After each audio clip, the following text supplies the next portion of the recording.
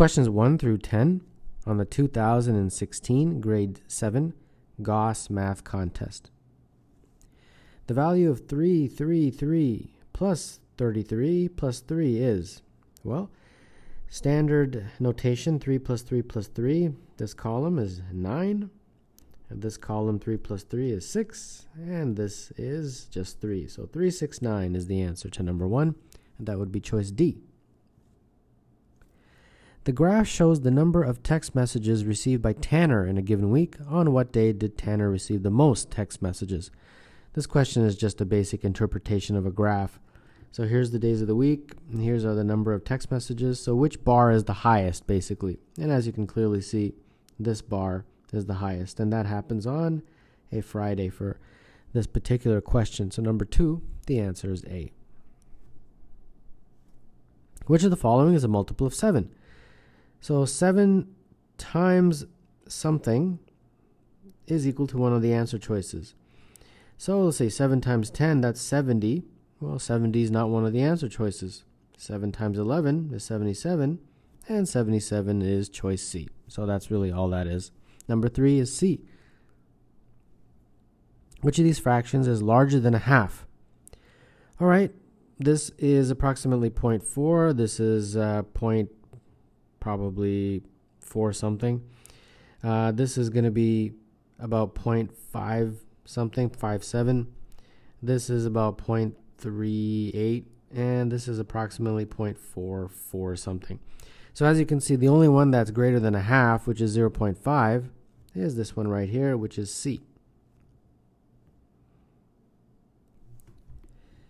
A cube has exactly one face painted as shown. The other 5 faces of the cube are not painted.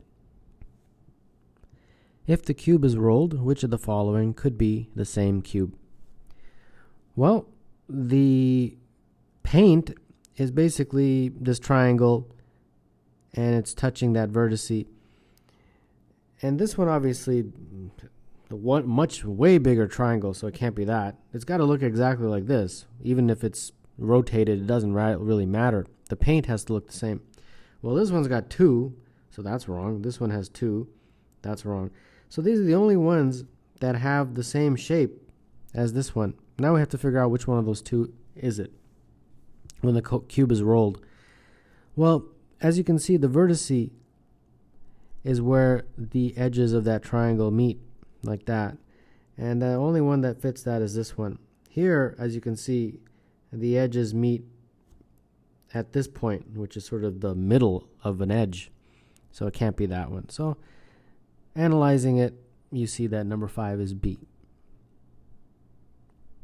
The measures of 2 angles of a triangle are 25 and 70. The measure of the third angle is 25 plus 70 plus the third angle, which I'll call X, all add up to 180. Sum of the angles of a triangle are 180. So therefore, X is solving 85. And that's all there is to this one. So number 6, the answer is A. A box of fruit contains 20 apples, 10 oranges, and no other fruit. When a fruit is randomly chosen from the box, what is the probability that the fruit is an orange? Well, we have 20 apples and 10 oranges, and so the total number of fruit is 30, 20 plus 10, and we want to choose an orange. So there's 10 of those, and that's the probability, 10 over 30. In lowest terms, of course, that's going to be 1 over 3. So number 7, the answer is D. Alex pays $2.25 to take the bus. Sam pays $3 to take the bus. If they each take the bus 20 times, how much less would Alex pay than Sam? So Alex is going to pay $2.25 times 20, which is $45. Sam would pay $3 times 20, which is $60. So that means this is a difference of $15, and that's how much less Alex would pay over the course of those 20 bus rides. So number 8, the answer is C. Carrie is traveling at a constant speed of 85 kilometers per hour.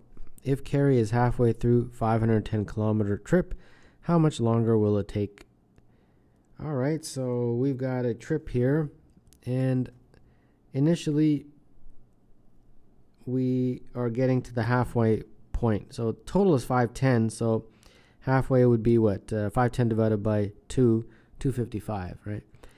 So this is 255, and this is 255. So Carrie is halfway, so she's right here. So we've got to figure out the time it takes for her to get to the end. Well, speed is equal to distance over time, or time is equal to distance over speed. So that means that the time would be the distance, which in this case is 255 kilometers, over the speed, which is 85 kilometers per hour. And when you do that math, you get 3, and the units is hours. So number 9, the answer is E.